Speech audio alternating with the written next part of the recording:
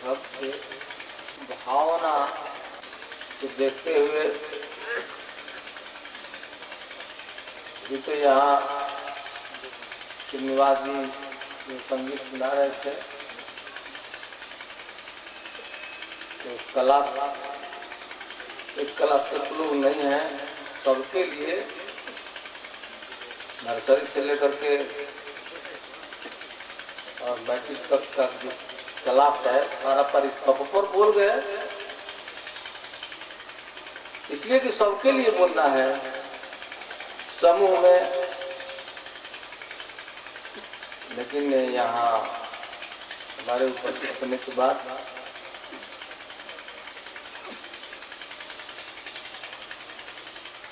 कुछ आग्रह किए, कुछ बोलिए गुरुदेव। तो बोलना कुछ नहीं है, महात्मा कबीर कहे हैं कि एक शब्द गुरुदेव के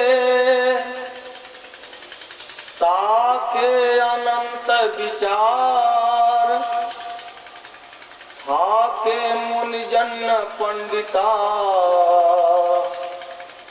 वेद न पावत पार। गुरु के मुख से क्या सुनोगे? एक ही शब्द है, एक शब्द है गुरुदेव के ताके अनंत विचार। उसी एक शब्द पर शास्त्र पुराण अलग अलग मजहब के सिद्धांत से जितने पैगंबर आए, जितने धर्म गुरु आए, एक ही बात बोले हैं, अनेक बात नहीं बोले हैं, लेकिन अनेक भाषा में बोले हैं। इसीलिए आदमी कंफ्यूजन में पड़ जाता है। क्यों तो अल्लाह को बोले, इधर सतगुरु की बात करते हैं, कोई राम की बात करता है, कोई कृष्ण की बात करता है, कोई शिव की बात करता है, शिव शक्ति की। इसको माना जाए? मालिक तो आखिर में एक ही है। जो विवेकी जन है ये अनुभव में सोचते हैं कि मालिक तो सबका एक है। साईं बाबा भी बोले कि सबका मालिक एक है, तो एक है। और इतना अनेकता की बात जो दिखाई पड़ता है, कौन एक है इसमें समझ में नहीं आता है। लेकिन जितने गुरु धर्म गुरु आए इस धरती पर, एक ही बात बोले, भाषा अनेक हो गया। और वो जो मालिक ने संसार को बनाया, चांद को बनाया, सूरज को बनाया, हवा को बनाया, पानी को बनाया, इतना बड़ा ब्रह्मांड की रचना किया, जिसमें ग्रह नक्षत्र का रचना कर दिया, वो करने वाला करतार एक ही है, एक है। लेकिन उसी एक के विषय में अनेक बार पैगंबरों की अवतार हुआ, अनेक बार सतगुरुओं की आगमन हुआ, और हर समय के अनुसार, समय के परिवर्तन में भाषा बदल जाता है, शैली बदल जाता है, देश काल के अनुसार भाषा बदलता है। अरब देश में मोहम्मद पैदा हुआ तो अरबी भाषा में बोल गया। हिंदुस्तान के बिहार राज्य में अगर बुद्ध भगवान पैदा हुए तो यहाँ की भाषा बोलने लगे। लेकिन उनके बातों को इसी बिहार के लोग नहीं समझ सके। अफसोस की बात है, जिस समय बुद्ध भगवान इस बिहार में घूम करके बात करना चाहते थे, लोगों को समझाना चाहते थे, उस समय में 240 साधक बुद्ध के श्रेणी के लोग थे। रिकॉर्ड है इसका। महात्मा बुद्ध जिस श्रेणी में थे, उस श्रेणी में सिर्फ बिहार में 240 महात्मा थे। लेकिन उन महात्माओं को कोई नहीं जान पाया। क्यों नहीं जान पाया? यह इच्छा नहीं था कि लोग मुझे जाने। मुझे अपने काम से काम है, अपने परवरदिगार से मतलब है, उस प्रभु से मतलब है जिसमें प्रभुता है सारे संसार को बनाने का। तो उन लोगों के पास ये मन में च्वाइस नहीं था, और घूम घूम करके अपना सत्संग प्रवचन नहीं सुनाए, और लोग उन लोगों को नहीं जान पाए। लेकिन वे लोग जाने, जो लोग जो हरि थे, जो लोग संत महात्मा थे, महापुरुष थे, वो लोग जाने कि बुद्ध के श्रेणी में तो 240 महात्मा इस बिहार में अभी मौजूद हैं, जिनको कोई नहीं जान पाया। और बुद्ध ने देखा कि मेरा सौदा इस बिहार में बिकने वाला नहीं है, ये दुकान यहाँ नहीं चलेगा।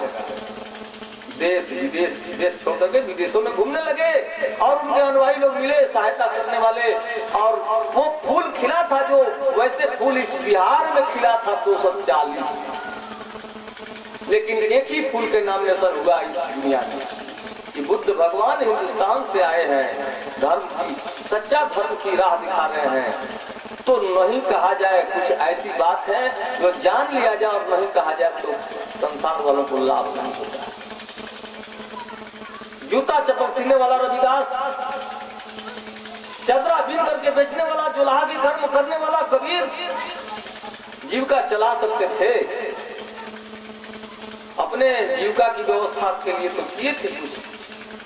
फिर भी उन्होंने सोचा कि जो प्रभु से मुझे प्रसाद के रूप में मिला है वो प्रसाद प्रभु की सृष्टि में छीट देनी चाहिए, यही धर्म है। लेकिन यहाँ जब भी महापुरुष पैगंबर सतगुरु इस धरती पर आते हैं और जब आते हैं तो थोड़ा अपने नया तरीका से उसी बात को, एक ही बात को, जो एक ही बात है, एक शब्द गुरुदेव के ताके आनंद विचार थाके मुनिजन पंडिता वेद न पावे पार, जब वो कह करके चले जाते हैं तो उन्हीं के शब्दों पर विद्वान लोग टीका टिप्पणी करके शास्त्र बना पुराण बना देते हैं, और ऐसे लोगों के हाथ में वो वाणी पड़ जाता है, उस पर पालिश लगाते लगाते वो विकृत हो जाता है और सच्चाई उस पर छुप जाता है। जब भी धर्म अवतरित होता है इस धरती पर नए स्थिति में, तो पुराने से परिचित लोग हैं जो पालिश लग चुका है, जो हकीकत में वो बात समझ में नहीं आता है। लेकिन ये सृष्टि के मालिक करतार जो है,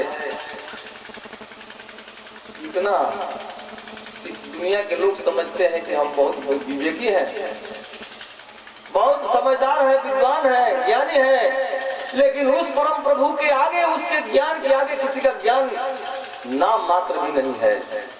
वो हमेशा नया मॉडल हमेशा भेजते रहता है इस धरती पर कि जिसमें पालिश चढ़ गया है उससे तो कोई समझ ही नहीं पाएगा मेरे हकीकत को।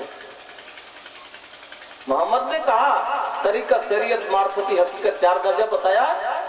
हमारे हिंदू के धर्म में संतों ने कहा कि लोक मत, वेद मत, संत मत, गुप्त मत, ये 4 मत चलाया। लोक मत उन लोगों के लिए है जो शास्त्र पुराण नहीं जानते हैं।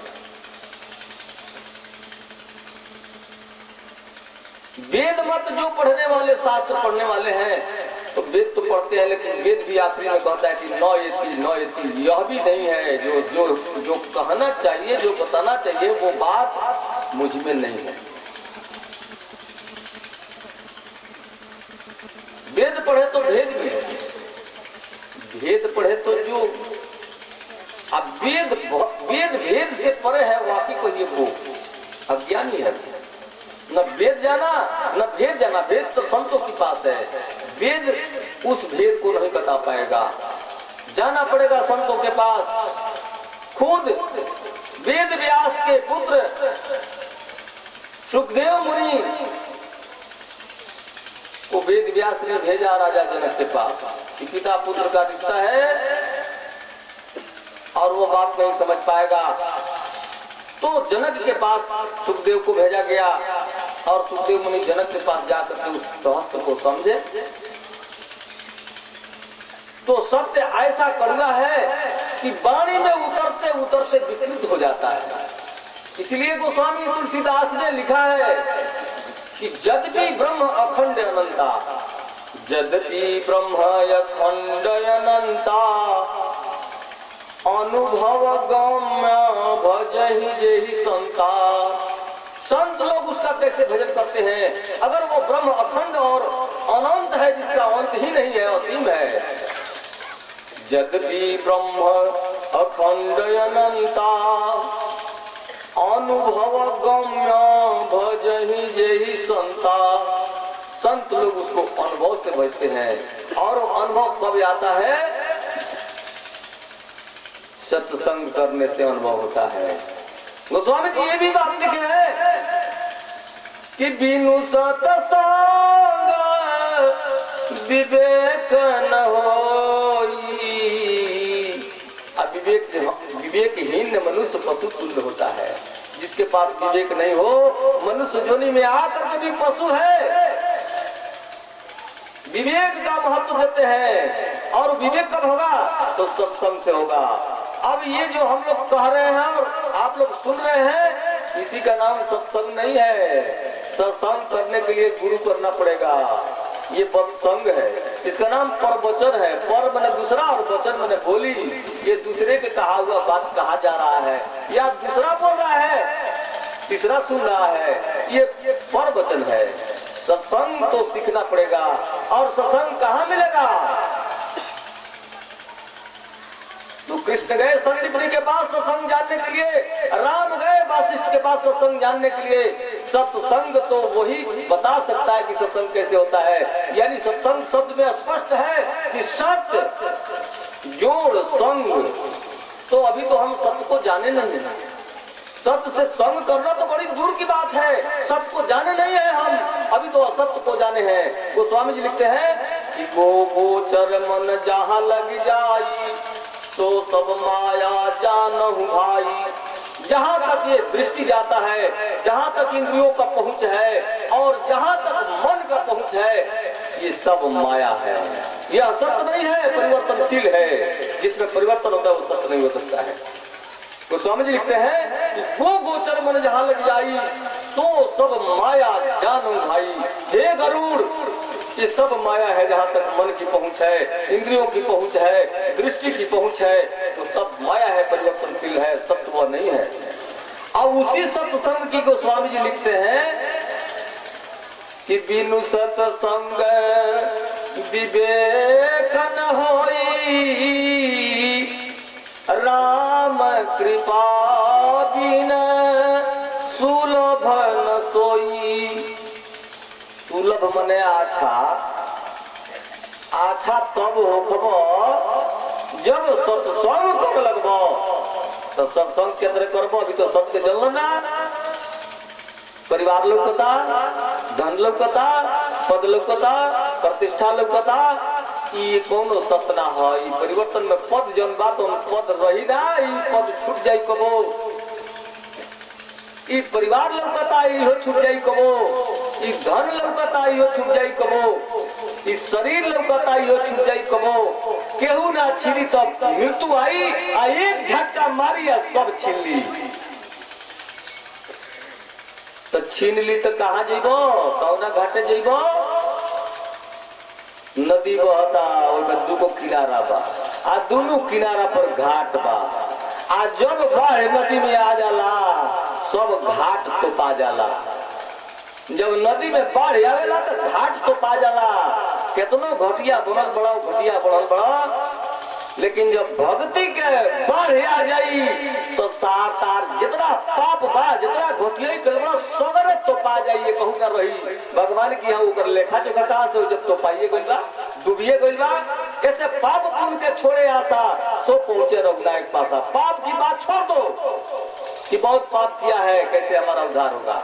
सत्संग करो। सत्संग में वो शक्ति है जिससे गणिका नाम के वेश्या भी तर गई। बहुत भक्त लोग तो तर गए, लेकिन वेश्या भी तर गई सत्संग से। वह सत्संग गुरु के पास मिलता है कि कैसे सत्संग होगा। सत्य, धन, संग, उसी सत्य को गुरु लिखाते हैं। अगर राम भी आए अवतार लेकर के, कृष्ण भी आए अवतार लेकर के, तो ये पंच भौतिक शरीर वो लोग भी धारण किए। और जिस गुरु के वाणी तुम लोग सुन रहे हो, उसका भी शरीर पंच भौतिक है। लेकिन पंच भौतिक शरीर में होते हुए भी वो अपने को जानता है कि मैं शरीर नहीं हूँ, मैं मन नहीं हूँ, मैं इंद्री नहीं हूँ। अभी जो आरती में बोला गया कि मन इंद्रिय जाहि न जान सके, नहीं बुद्धि जिसे पहचान सके, नहीं शब्द जहाँ पर जा सके। वाणी तो तुम इसी शरीर से बोलोगे, जीव तालु के टकराहट से। मन इंद्रिय जाहि न जान सके, नहीं बुद्धि जिसे पहचान सके, नहीं शब्द जहाँ पर जा सके। सतगुरु बिना कौन लखाई सके। बिना सतगुरु के वो सत्य नहीं कोई जान सकता है, न जाना है न जानेगा। ऐसा बात है। वह सत्संग जानने के लिए क्या करना पड़ेगा हमको? धर्म को समझना पड़ेगा। भगवान कृष्ण ने गीता में अर्जुन से बोला है कि सर्वधर्म परित्याज मामेकम शरणं व्रज। हे अर्जुन, सारे धर्मों को त्याग दो और तुम मेरे शरणागति हो जाओ, इसी में तेरा कल्याण है। कहने का उनका क्या तात्पर्य है कृष्ण का कि सारे धर्म को त्याग दो, संसार में जितना धर्म है सारे धर्मों को त्याग दो। इसका मतलब कि वो धर्म नहीं है। धर्म तो एक है जिसने पूरे ब्रह्मांड के धारण किया हुआ है। धर्म, बहुत से विद्वान लोग कहते हैं कि धर्म उसे कहते हैं जो धारण किया जाए। नहीं, धर्म सबको धारण किया है। धर्म अटूट है, असीम है और एक है। उस एक धर्म को जानो तब तुम सत्य को जानोगे, क्योंकि सत्य भी एक है, सत्य दो नहीं है। धर्म एक है। जब तुम धार्मिक हो जाओगे तब तुम सत्य को जानोगे, क्योंकि धर्म शब्द में तीन बात छुपा हुआ है। पहले है ध, उस ध और मो के पहले ऊपर रेफ बना हुआ है। ऊपर रेफ है र का संकेत और नीचे दो अक्षर है ध और म, ऊपर रेफ है, तब धर्म बना है। तो धर्म ही पहले संकेत करता है कि धर्म ध्रीय धातु से उत्पन्न हुआ है। यानी ध्रीय धातु का अर्थ होता है, व्याकरण जो लोग जानते हैं वो लोग समझेंगे कि धर्म ध्रीय धातु से उत्पन्न हुआ है। ध्रीय धातु का अर्थ होता है जो सबको धारण करने वाला है। उसको कोई नहीं धारण करेगा, वो स्वयं पापी को भी धारण किया है, धर्मात्मा को भी धारण किया है, सत्य और असत्य सबको धारण किया हुआ है। वो इतना असीम है, उसको सीमा में नहीं लाया जा सकता है। पहले ध, र और म को धारण किया है। ध को हटा करके देखा जाए, जब ध को हटाएंगे ऊपर का रेफ नीचे उतर जाएगा लिखने के लिए, समझने के लिए। ध को जब हम धर्म शब्द से तोड़ेंगे तो ऊपर का रेफ नीचे उतरेगा और बनेगा क्या, र और म। रोमो शब्द बनेगा। रोमो का मतलब होता है कि रो अलग शक्ति और म अलग शक्ति है। रो ब्रह्म की शक्ति और म माया, उसी से प्रकट होने वाली प्राकृतिक शक्ति है। जो दिखाई पड़ रही है प्राकृतिक, उसी ब्रह्म से प्रकट हुई है। ध को हटाने के बाद रो और म, रोमो में दो शक्तियां एकत्रित होकर एक क्रिया कर रही है। र और म को क्रिएट करने वाला वो कौन शक्ति है जो र और म को एक साथ जोड़ा है, रोमो। वही शक्ति है जिसको हमने पहले तोड़ा था, जो धारण किया था तो धर्म के रूप में था।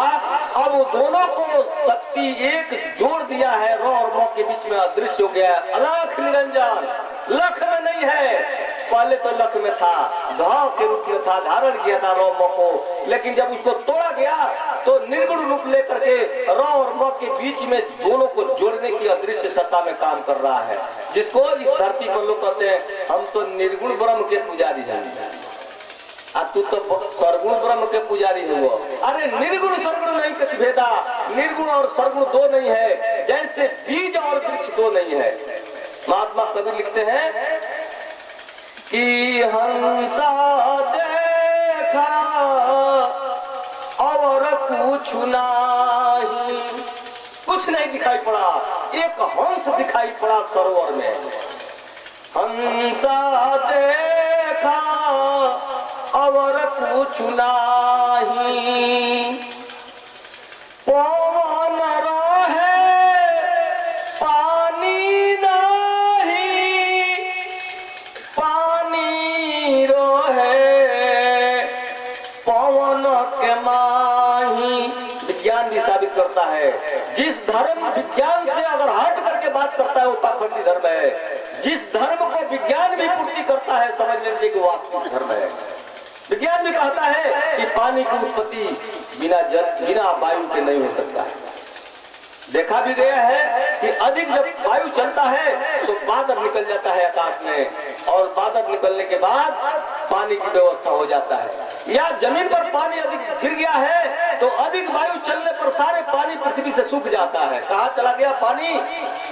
गड्ढा गड्ढी के पानी, अधिक वायु के झोंकोरा जब चला 1 साल 1 महीना 2 महीना, तो सारा गड्ढा का पानी सूख गया। कहाँ चला गया भाई? वो गया है हवा में विलीन हो गया है। और हवा से बादल बनेगा और फिर बादल बनकर के नीचे गिरेगा। कहते रहे कि पवन रहे पानी नाही, हमने के दैया पानी से बनल बा, लेकिन ये दैया के पवन चलावता, सांस ना रही तो ये दैया ना चली। अबे कुछ देर पहले बोल गए हैं श्रीनिवास, ये ई ना रही तो राम नाम सत है, वो बड़ा मन परी सत मा तले लेके मन पर, जब सत हो जाई तब मन परी सासवा चलत तले सत नहीं बुझा। पवन धारण किया, इस जल से बनने वाले शरीर को धारण किया हुआ है। पवन रहे पानी नाही, पानी रहे पवन के माही, हंसा देखा और कुछ नाही, बीज रहे वृक्ष नाही, वृक्ष रहे बीज के माही, हंसा देखा और कुछ नाही, जहाँ खुदता खुदा नहीं, जहाँ खुद है वहाँ खुदा नहीं, जहाँ खुदता खुदा नहीं, खुद बसत है खुद के माही, हंसा देखा और कुछ नहीं, कहत कबीर हम नहीं, पत्र कि हम उमर नहीं की जहाँ तू बुझता रहो, मुझे पता कि जो लावा हो जबर में बच्चे वाला तो हम उमर नहीं की, जो लावा ना हमी, कहत कबीर हम उहवा नहीं, हम हूँ बसत है पुरुष के माही, हंसा देखा और कुछ नहीं, हम तो पुरुष में निवास करिले, हम पुरुष में जाकर विलीन हो गई, अब पुरुष आके ये शरीर में प्रकट हो गई। तो एक जगह लिखत रहे कबीर कि पहले मैं था तब गुरु नहीं, अब गुरु है मैं नहीं। कबीर विलीन हो गया उस पुरुष में, और पुरुष बोलने लगा कबीर जिसमें था उस चोला में। इसलिए कबीर पंथी लोग कहते हैं कि सतगुरु तो वही एक तो पैदा हुए कोई नहीं है। अरे पागल, मोहम्मद के अंदर भी वही सतगुरु बोला था, कबीर के अंदर वही सतगुरु बोला था।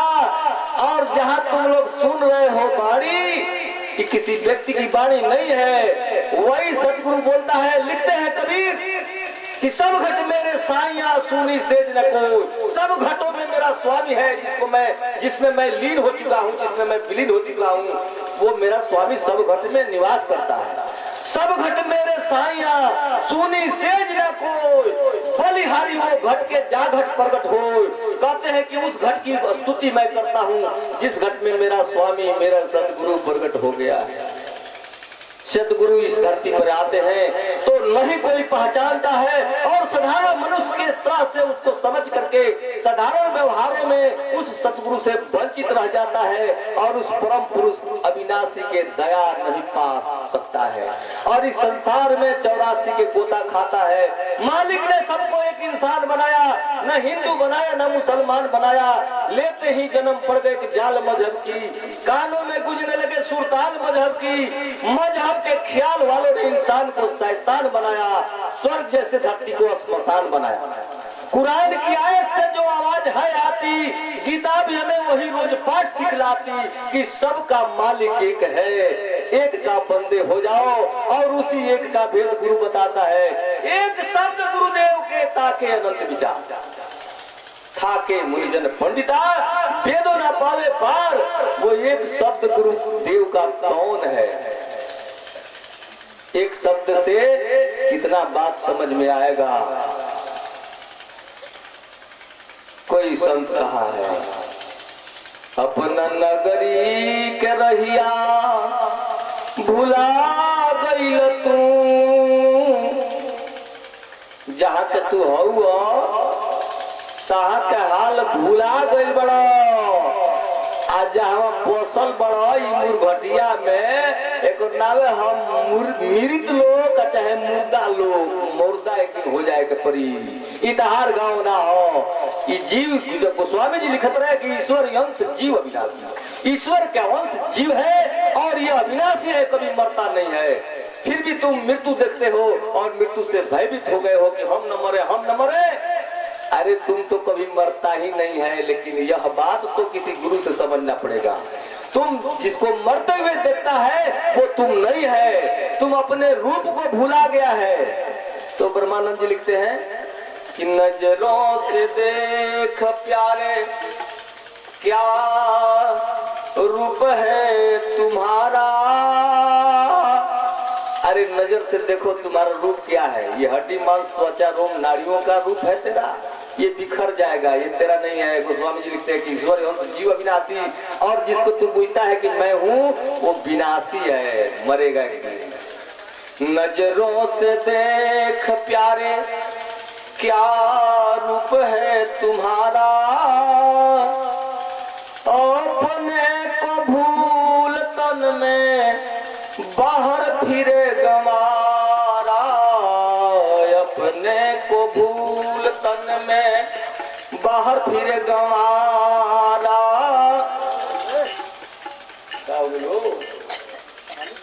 अपने को भूल तन में बाहर फिरे गंवारा,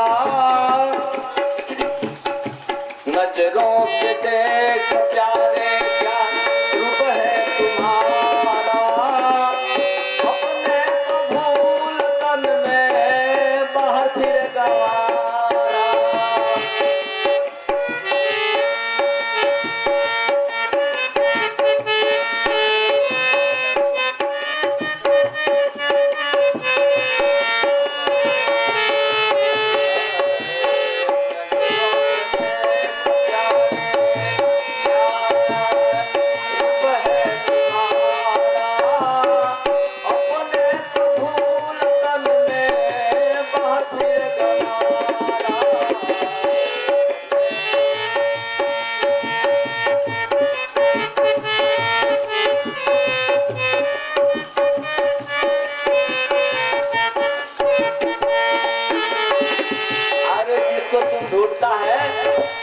घूमेगा ना पता नहीं चलेगा। अपने पर ध्यान लगाओ। ध्यान कहीं दृष्टि तुम्हारा संसार पर है, बाजार पर है, परिवार पर है, पद और प्रतिष्ठा पर है। दूसरे पर दृष्टि रखने वाला सांसारिक जीव कहलाता है और स्वयं पर जो दृष्टि रखता है वो सन्यासी कहलाता है। ये परिवार से कुछ लेना देना नहीं है। सबसे बड़ा झमेला है तेरे अंदर। घर परिवार संसार छोड़ करके जो भाग गया वो भगड़ा सन्यासी है। कोई महात्मा, हम लोग कोई गर्ग के वंशज हैं, कोई कश्यप के वंशज हैं, कोई गौतम के वंशज हैं। ये गोत्र जो कहलाता है, गोत्र माने वंशज, गर्ग, गौतम, सांडिल, कश्यप, ये सब महात्माओं का वंशज। अरे पागल, अगर महात्माओं के पास परिवार नहीं होता तो तेरा वंशज कैसे चलता। आज जो कश्यप गोत्र के हैं वो कश्यप ऋषि के वंशज, जो गर्ग गोत्र के हैं गर्ग ऋषि के वंशज, जो वशिष्ठ ऋषि गोत्र के हैं वशिष्ठ के वंशज। यानी सारे महात्माओं के पास ये संसार और परिवार था, लेकिन अंदर से वो संसार और परिवार को छोड़े थे। बाहर की परिवार छोड़ करके भागने की कोई जरूरत नहीं, भगोड़ा नहीं बनना है। अपने को भीतर से अपने आप पर दृष्टि जिसका हो जाए तो बाहर खोजने वाला काम बंद हो जाएगा। अपने को भूल तन में बाहर फिरे गंवारा, कर में कंकड़े छुपावे, ढूंढने को दूर जावे, फिर के समीप आवे, मन करो विचारा। कर में कंकड़े छुपावे, ढूंढने को दूर जावे, फिर के समीप आवे, मन करो विचारा।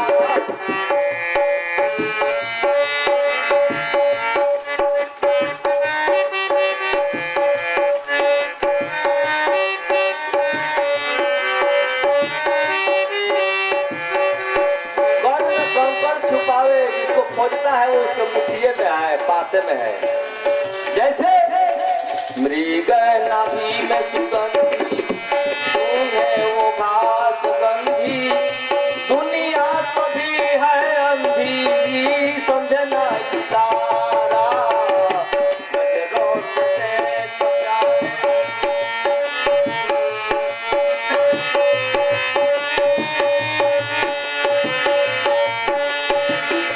वही हाल हो गया है जैसे मृगा के पास ही कस्तूरी है और घास में सूंघते फिरता है और दौड़ता है, जितना ही दौड़ता है उतना ही कस्तूरी रगड़ से महकता है और व्याकुल होकर के ढूंढता है।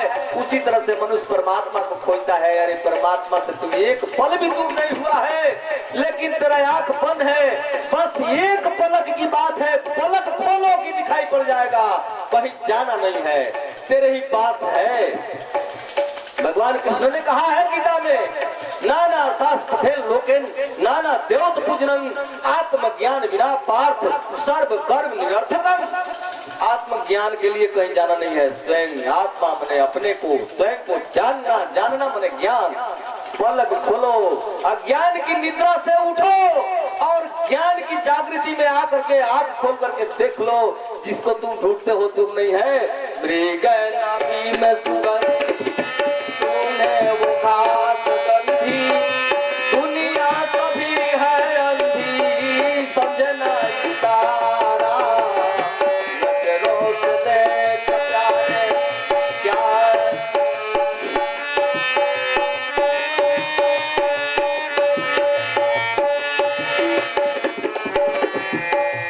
एक बात पर ध्यान देने योग्य है कि जड़ जान देह सारी क्षण भंगुर दुख है कारी, इस शरीर में जोड़ बा आई पानी के हिलोरा से जगह पानी के बुलबुला तैयार हो जाला कि माई बाबूजी के धाका में ही बुलबुला बोल के तैयारी बा। अब पानी के बुलबुला के तरह बनला आ के तरह फूटला तो सब कोई जानता। बनल बा धाका से पानी के हिलोरा में, हवा लगी गब जब फूट जाई वही गानी गायब हो जाई एक दिन पानी के बुलबुला। जड़ जाती देह सारी दुख कारी, ब्रह्मानंद निर्विकारी चेतन स्वरूप निहारा, नजरों से देख प्यारे।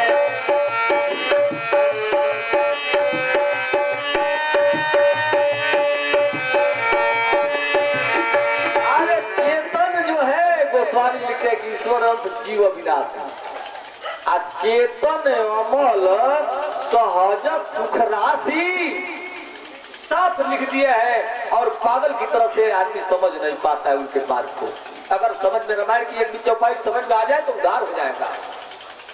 एक भी बात गीता के श्लोक समझ में आ जाए तो उद्धार हो जाएगा। कहते हैं कि ईश्वरीय अंश जीव अविनाशी, नाश नहीं होता है, लेकिन कब समझ में आएगा तो चेतन अमल सहज सुख राशि।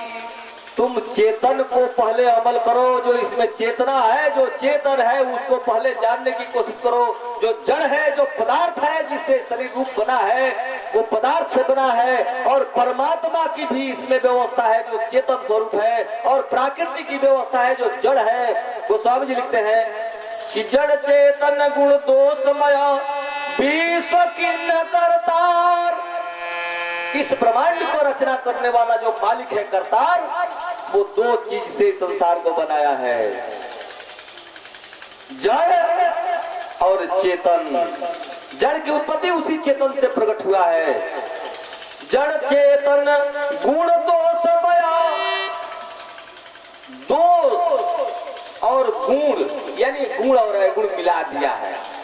और क्या मिलाया है? जड़ और चेतन मिला दिया है, मिला दिया है मिक्सचर करके। बिना पानी माटी मिलौले कौन रूप बनी?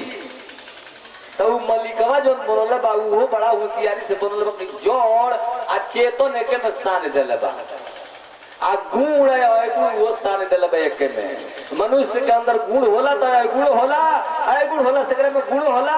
लेकिन अगुणी आदमी खाली अगुण निहार फिरला, गुणी आदमी खाली गुण निहार फिरला। जब बहुत लोग बैठल बा कहत हो कि बहुत बहसत रहे, अपने ज्ञाने निकल को समझाओ ये गुणी आदमी के गुण है। आ गुड़ी आदमी आइलो तो खूब नु गुरु जी कहत रहनी बड़ी बढ़िया बढ़िया बात कहत रही। ई गुड़ी आदमी के गुण ह। आई दोनों एके में सारल बा सबके में बा। जौन अधिका होई गुण अधिका होई तो गुण खोजत फिरी, आय गुण अधिका होई तो आय गुण लोग के खोजत फिरी। ऐसे कबीर कहले कि निंदक नियर राखिए आंगन कुटी छवाए, निंदा करवाला के लगे राखो, खूब इज्जत करो। काहे आ तो दोनों हमरा में बाटे आउ निंदा करी तो कम से कम उ बावे जो बौर का तावना से तो पहुंचे के कोशिश करे हम दोनों में हमरा में। तो जड़ चेतन गुण दो समय विश्व की न करतार, संत हंस गुण गहाई परिहरि बार अधिकार। कहते हैं कि परमात्मा ने जड़ और चेतन को मिलाया, गुण और अगुण को मिलाया और सृष्टि किया वो करतार ने। जड़ चेतन गुण दो समय एक ने मिला दो विश्व की न करतार, अब पूरे विश्व का रचना किया वो मालिक। लेकिन संत लोग क्या करते हैं कि संत हंस गुण गहाई परिहरि बार अधिकार। जैसे हंस पक्षी के अंदर एक गुण है कि दूध और पानी मिला दिया जाए तो पानी को छोड़ देता और दूध को पी जाता है, वैसे संत लोग परमात्मा ने सृष्टि को जड़ और चेतन से बनाया, अगुण और गुण मिला करके बनाया। लेकिन संत लोग हंस के चाल अपना लेते हैं और गुण को ग्रहण कर लेते हैं, अगुण को छोड़ देते हैं। इसलिए वो संजन पुरुष महात्मा परमात्मा के भक्त हो जाते हैं। इसलिए राम भी गुरु के पास गए, कृष्ण भी गुरु के पास गए। इस धरती पर जिन्होंने पूजाया है वो गुरु के ही वाणी का अनुसरण करके पूजा हुआ है उसका, और देवता की तुल्य पूजा हुआ है जो मनुष्य रूप में होते हुए भी। लेकिन यह राक्षस और अज्ञान और गुड़ी विचार धारणा वाले लोग इस रहस्य को नहीं समझ पाते। इसलिए एक शब्द गुरुदेव के, एक शब्द है सत। कैसे जानेंगे उस सत्य की संग कैसे होगा, उस सत्संग के विषय गुरु बताते हैं। ये सत्संग जो सुन रहे हो ये सत्संग नहीं है, इसका नाम प्रवचन। सत्संग तो सत्य इशारा से गुरु बताता है, और जानने वाला उस गुरु के इशारा को जब समझ जाता है तो उसी सत्य से अपने सूरत को जोड़ देता है, संग करने लगता है। और वो सत्संग करते करते उसके अंदर विवेक प्रकट होता है। नरेंद्र को जब विवेक पैदा हुआ तो रामकृष्ण परमहंस ने नाम रख दिया विवेकानंद। तुम्हारे अंदर जो विवेक से आनंद आ रहा है, हे नरेंद्र, अब तो तुम्हारा नाम विवेकानंद रहेगा। तो विवेकानंद ने दुनिया के कोने कोने में घूम करके उस प्रवचन के माध्यम से सत्संग पर प्रभाव डाला। सत्संग सीखना है, जब तक सत्संग नहीं जानेंगे और सत्संग वेद शास्त्र पुराण पढ़ने से नहीं होगा। एक शब्द गुरुदेव के, वो एक शब्द जानना पड़ेगा, एक ही शब्द। गुरु जी क्या कहेंगे, एक ही शब्द तो कहेंगे, और बहुत बोलेंगे तो रात दिन बोलेंगे, लेकिन एक एक शब्द वो बोलेंगे अगर गुरु जी है तो। अगर विद्वान है, पंडित पुरोहित है तो वो 10-10 दिन बोलेगा, लेकिन अनेकों शब्द पर बोलेगा, वो एक शब्द पर नहीं बोलेगा। गुरुदेव तो एक ही शब्द पर बहुत से बातों की प्रमाण लेकर के देंगे। अपना नगरी के रहिया भुला गईल तू, दोसरा नगरी में आके लोभा गईल तू। अविनाशी के नगरी छोड़ के अविनाशी मृत लोक में तू लोभाई लड़ा। अपना नगरी के रहिया भुला गईल तू, दोसरा नगरी में आके लोभा गईल तू। आनंद के सागर में गोता लगावत रहला, ई भीतरी भीतरी एकरा कुछ अंदाज बाजे का हम रहनी, वही के अंदाजवा के खोजत फिरते संसार में जो हमरा आनंद मिल जाए। लेकिन मेहरारू के लगे कोई ना आनंद मिलल, बेटा जन्मलस ना आनंद मिलल, धन कमेलस ना आनंद मिलल, पद प्रतिष्ठा पड़ोस ना आनंद मिलल, दुखी रहल आनंद ना मिलल। खोजत तो नहीं जा हइए नहीं कहू, खोजत दूसरा जगह बाटे, दूसरा जगह।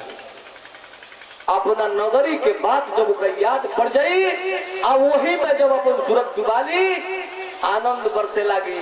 तब तो वो स्वत में जब चित टिकी तो स्वत धन चित धन आनंद सचितानंद कहल जाला।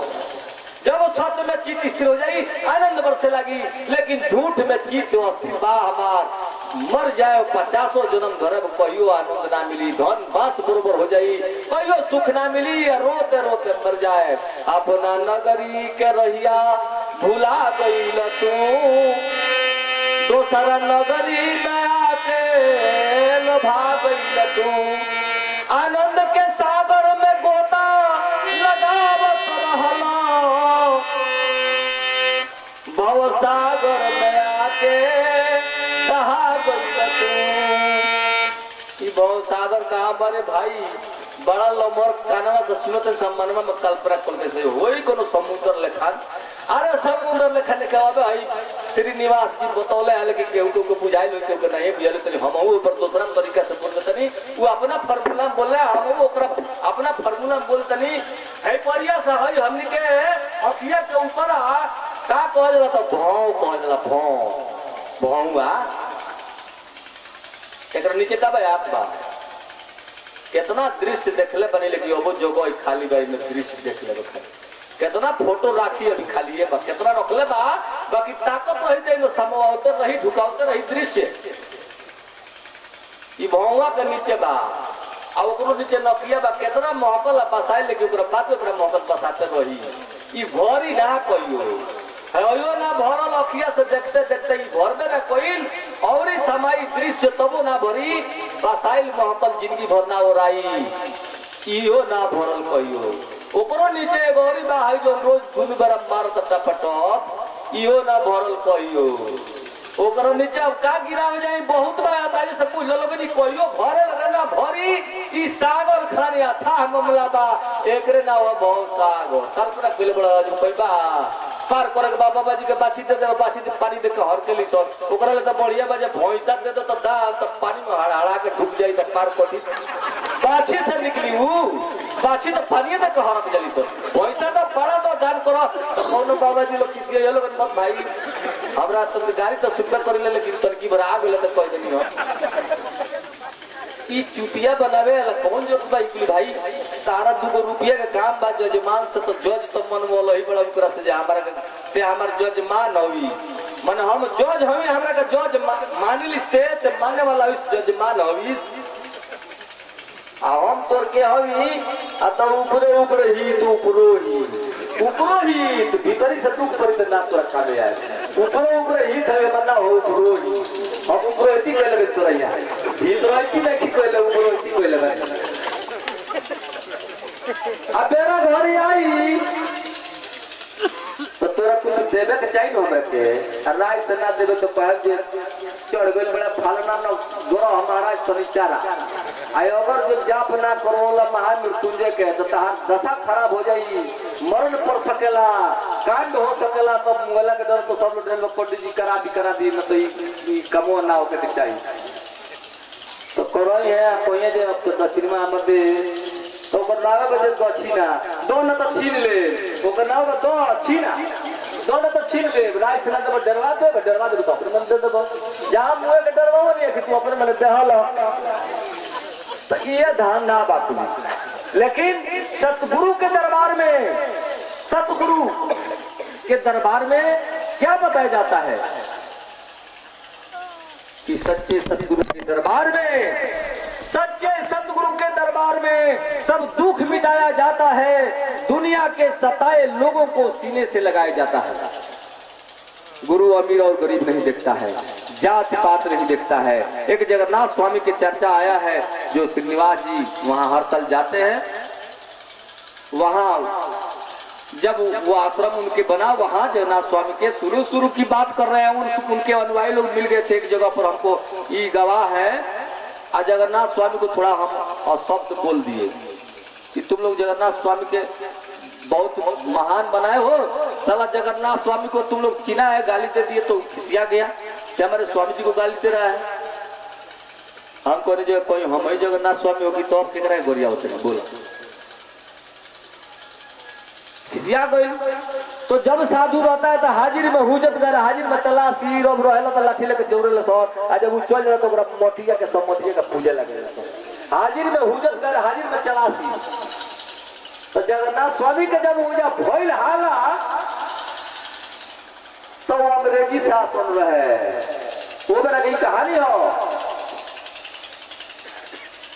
तो भूमियार लो राजा रहे, हमने यहाँ हथुआ धोइले उन्हें चैनपुर पकाना धोइले, भूमियार लो राजा रहे वो बेरा। फिर किशोर सिंह राजा रहले कहो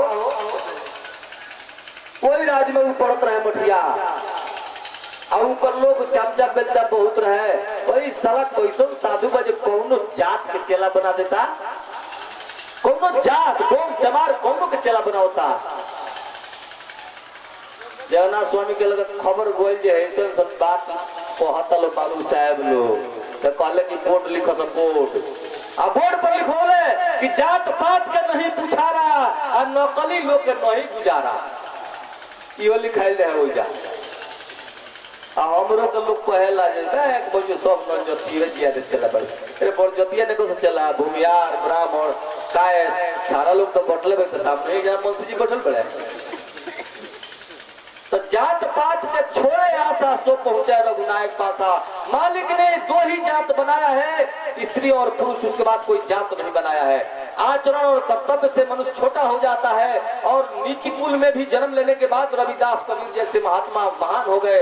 इसलिए जात पात की बात नहीं है, भक्ति और तपस्या की बात है। तब और कुछ बोले तनी मनोरंजन कर लो, तनी दो चार को भजन सुन लो, फिर हम बैठे तनी ना जाए। लेकिन हमरे के कहले मत खटाओ लो, हम तो ये जा कौन खट तनी दूसरा जगह ढेर खटी ले। अम्बे अन्नपूर्णा माई की जय ना बोलाई 10 हां तब बाबा जी भाई देखो भाई कुछ लोग का जो ना तो अब टाइम मेरे होता है 11 बजे तक शुरू करावो, थोड़ा थोड़ा एक बेर ना कोटा से हेलावो न कियो, एक बेर सारा लोग जहाँ कोई की गड़बड़ हो जाए। जितना लोग बेचैनी वाला बाबू लोग चल जाओ होने के पाती में बैठ जाओ प्रसाद करो खाती। अब बाकी सूते के नहीं खाए सब सॉन्ग चली हम आई कर दिया 11 बोला भजन